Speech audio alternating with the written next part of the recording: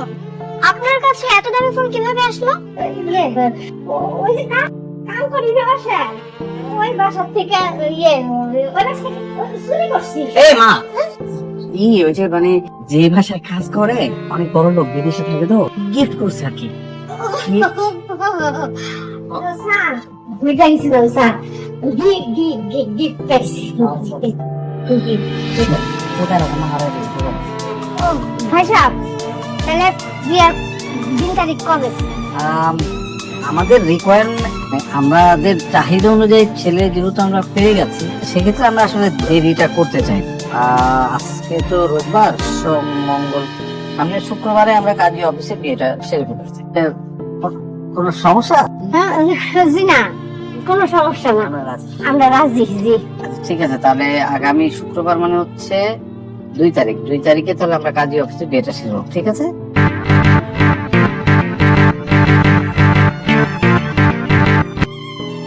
শোনো, বিয়ের জন্য তো কেনাকাটা করতে হবে, টাকা পয়সা আছে কিছু? কত টাকা লাগবে? বিয়ের খরচ মিনিমাম তো 20 থেকে 30,000 টাকা লাগবে। এত টাকা তো আমার কাছে নাই। ঠিক আছে, তুমি পছন্দ করো, আমি দেখি। ঠিক আছে, এই শার্টটা সুন্দর না? এটার দাম দেখছো 3,000 টাকা। তুমি এটা রাখো, এটা দেখো, এটা দেখতেও সুন্দর, দামও কম, ভালো লাগবে তোমাকে, নাও। আর তোমার ওয়েস্ট কত? 33 34। ভাইয়া 34 ওয়েস্ট একটা প্যান্ট দেখেন, ওই কালারটা। হ্যাঁ, যে কালার তো সুন্দর। তুমি একটা কাজ করো, এই দুইটা যে ট্রাই। আচ্ছা ভাইয়া, আপনি একটা কাজ করেন, এই শার্টটাও প্যাক করে দেন। কই রাখছি, কেমন লাগতেছে? বাহ, তোমাকে তো অনেক সুন্দর লাগতেছে। তুমি না শুধু শুধু এই ঢিলা ঢিলা শার্ট পরে থাকো। তুমি শিক্ষিত কিন্তু স্মার্ট না। আমাদের বিয়ের পর থেকে আমি সব সময় তোমাকে এরকম স্মার্ট বানিয়ে রাখবো। ঠিক আছে, আর এই টি শার্টটা খুলতে হবে না, এটাই পরে থাকো। এইটা যদি এখন পয়রা থেকে তাহলে বিয়ার সময় কি করবো? তোমার এই দামি শার্টটাও নিয়ে নিয়েছি। শোনো, তোমার জন্য একটা সারপ্রাইজ আছে। আমার জন্য কি সারপ্রাইজ?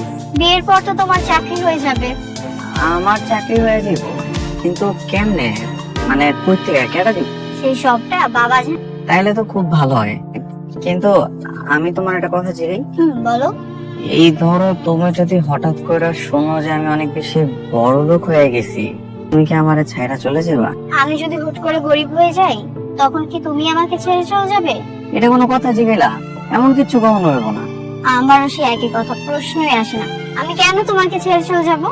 তুমি না অনেক ভালো। আচ্ছা, তুমি কি আলাদিনের চেরাক পেয়ে গেছো?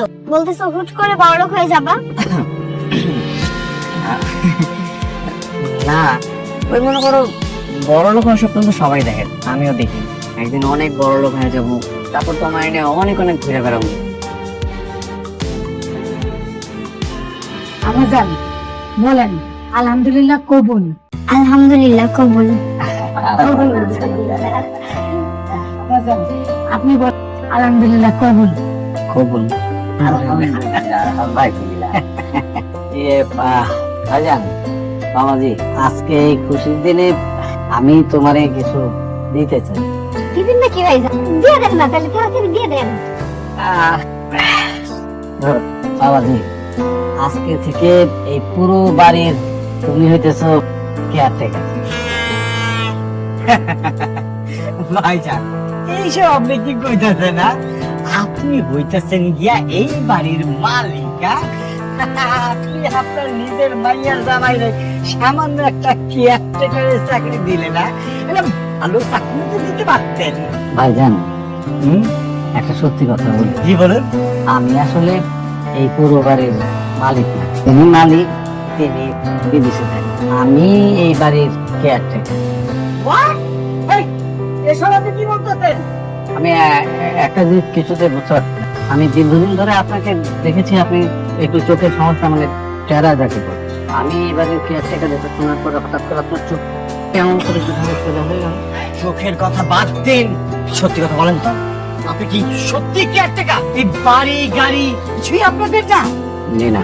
আমি একটু বলি, আমরা দীর্ঘদিন ধরেই এই বাসাতে আছি। আমার বাবা ছোটবেলা থেকেই এই বাড়ির কেয়ারটেকার, আর এই বাড়ির মালিক বিদেশে থাকেন। তখন থেকেই বাবা এই বাসাকে নিজের বাসার মতন করেই দেখাশোনা করেন, আর আমিও ওভাবেই মানুষ হয়েছি। কিছুদিন আগে এই বাড়ির যিনি মালিক, তিনি ফোন দিয়েছিলেন। উনি বলেছেন আমার যেহেতু বয়স হয়ে গেছে, এই বাড়িতে নতুন করে একজন কেয়ারটেকার নেওয়া হবে, যে সৎ, শিক্ষিত অবশ্যই দর্শন হবে। আর সেজন্যই বাবা এক ঢিলে দুই পাখি মারতে চেয়েছেন। মেয়ের জন্য মেধাবী সৎ ছেলে লাগবে, আবার কেয়ারটেকার। তাই বলে আমাদের সঙ্গে এত বড় ধোকা কিসের জন্য? এমন ভাব দেখাচ্ছেন আপনি বড় কিছু নাকি? এত তো রাস্তার ধারে ওই যে ঠেলার মধ্যে সরিয়ে গেছে। আপনার ছেলেকে এই যে একটা এত বড় বাড়ি থিয়েটারে চাকরি পেয়েছে, সেটা তো আপনার সৌভাগ্য। এটা আমাদের জন্য সৌভাগ্য না, এটা আমাদের জন্য অনেক বড় একটা দুর্ভাগ্য। না কিভাবে আমাকে একটু বুঝিয়ে বলেন তো। আমি কোনো বড় লোকের ছেলেকে দেখে নিয়ে এসেছি, আনার পর আপনারা দেখছেন যে আমি গরিব, তা তো না, এমন তো কিছু না। আমি গরিব কিন্তু মেধাবী একটা ছেলেকে এসে তাকে এত বড় একটা বাড়ির কেয়ারটেকারে চাকরি দিয়েছি, সেটা তো ওর জন্য সৌভাগ্যের। বাবা, ওনারা ঠিকই বলছেন, ভুলটা আসলে ওনারা করেননি, ভুলটা আমরাই করেছি। মানে মানে হচ্ছে আঙ্কেল, আপনি যে বাড়িতে কেয়ারটেকার হিসেবে আছেন, ঢাকাতে আমাদের এরকম আরো 3টা বাড়ি আছে। এই 3টা বাড়িতে 6 জন কেয়ারটেকার আমি বেতন ভাতা দিয়ে রেখেছি। আর আপনি আমার ছেলেকে চাকরি দিবেন? How funny! তার মানে এতদিন আপনারা গরিব সেজে অভিনয় করেছেন, আমাদেরকে এতবার ধোকা দিতে পারলেন? ধোকা তো তোমরাও আমাদেরকে দিয়েছো, কিন্তু তফাৎ ছিল এইটুকুই, আমরা যা কিছু করেছি শুধুমাত্র তোমার জন্য। কারণ আমার মা বাবা খুব ভালো করে জানে যে আমি তোমাকে ভালোবাসি, আর তোমাকে পুত্রবধূ করার জন্য ওনারা এত কিছু করলেন। ভাইজান, তাহলে তো আর কোনো কাহিনী নাই। আপনি যেহেতু মেয়েরে পছন্দ করেন, এখন আপনি শহরে বিত্তবান, আর বিয়ে যেহেতু পড়ানো হয়ে গেছে, আসেন ছেলে মেয়ের জন্য একটু দোয়া করে দিই। না, এটা আমি মানি না। কেন আঙ্কেল? কারণ আমি গরিব, আর আমি কোনো ধনীর ছেলের সাথে আমার মেয়ের বিয়ে দেব না। এই, চুপ করেন। একে আপনি অন্যায় করেছেন, তার উপরে আবার অহংকার দেখাচ্ছেন। আমি অন্যটা কি করবো? আমি মোটেও বলিনি যে আমি বড় পাত্র চাই। আমি চেয়েছি আমার মেয়েকে গরিব ঘরে দিয়ে দেবো। আমার একমাত্র শর্ত ছিল ছেলে বড় লোক হতে পারবে না। আচ্ছা আঙ্কেল, আপনার কাছে কি মনে হয়, আপনার মেয়ে যদি আমাদের ঘরে বউ হয়ে আসে, ওকে অনেক বেশি অসুবিধা রাষ্ট্রপতি হবে না, সেটা আমি আমার জীবন দিয়ে উপলব্ধি করেছি। আমার বোন খুশি নিজের খুশিতে ঢাকা শহরের সবচেয়ে বড় লোকের ছেলেকে বিয়ে করেছে। নিজের ইচ্ছায় বিয়ে করেছিল, চলে গিয়েছিল বাড়ি থেকে, একটা বছর কাটেনি। আমার সেই বোনের লাশ আমি নিজ হাতে দাফন করেছি। আমি জানি বড় লোক ঘরে গরিব ঘরের মেয়ে কোনোদিন সুখী হয় না। ভুল, আপনি যা ভাবছেন সম্পূর্ণ ভুল। কারণ সব মানুষ একরকম হয় না। আপনি জানেন আপনার এই মেয়ের জন্য আমরা কি না করে, এই যে আমার রাজপুত্রের মতো ছেলেটা, আমার এই ছেলেটাকে আমরা গরিব সাজিয়ে আপনার এখানে পাঠিয়েছি। আর এই যে আমাকে দেখেন, আমি যে কিনা কখনো একটা ঘর পর্যন্ত ঝাড়ু দিইনি, আর সেই মানুষ আমি কাজের বুয়া হয়ে সারাক্ষণ কাজের বুয়ার সমস্ত কাজ করে যাচ্ছি শুধুমাত্র আপনার মেয়ের জন্য। ভাইজান, বিশ্বাস করেন, আমি কোনোদিন বাজার পর্যন্ত করিনি। শুধুমাত্র আমার ছেলের দিকে তাকিয়ে ওর কথা মতো আমি রাস্তার ধারে ভ্যানে সবজি বিক্রি করেছি। আর এই সবকিছু আমার বাবা করেছে শুধুমাত্র তোমার জন্য, শুধুমাত্র তার ছেলে তোমাকে ভালোবাসে বলে, তোমাকে বিয়ে করতে চায় বলে, আর কিছুই না। আমাকে ভাবনার জন্য সময় দিতে হবে। ভাইজান, আপনি সময় চাচ্ছেন তো? চিন্তা ভাবনা করার জন্য সময় তো চাচ্ছেন। আপনি ভাবুন, চিন্তা করুন, আমার কোনো সমস্যা নেই। কিন্তু আমি আমার বৌমাকে এখানে রেখে যাব না, এটাই আমার ফাইনাল ছিল।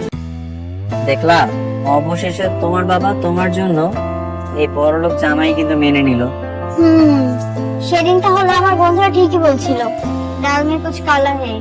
আমিও তো বলেছিলাম এই ডালের কালাটা তোমাদের এই দুলাভাই হবে, তাই তো হলো। তবে যত যাই বলো না কেন, আমরা দুই পরিবার মিলে যে পরিমাণে লুকোচুরি খেললাম, আমার এটা আজীবন মনে থাকে। আচ্ছা, এসব কথা বাদ, একটা সিরিয়াস কথা বলো তো। বাবা যেটা নিয়ে ভয় পাচ্ছিল সেটাই তো সত্যি হলো। এখন আমি যেটা নিয়ে ভয় পাচ্ছি সেটা আবার সত্যি হবে না তো? মানে মানে এই যে কিছুদিন পর তুমি আমাকে আর আগের মতো ভালোবাসবে না, যত্ন করবে না, আমাকে অবহেলা করবে, কষ্ট দেবে, এরকম তো হবে না তো? তুমি বিয়ের আগে আমাকে কি শর্ত দিয়েছিলে মনে আছে?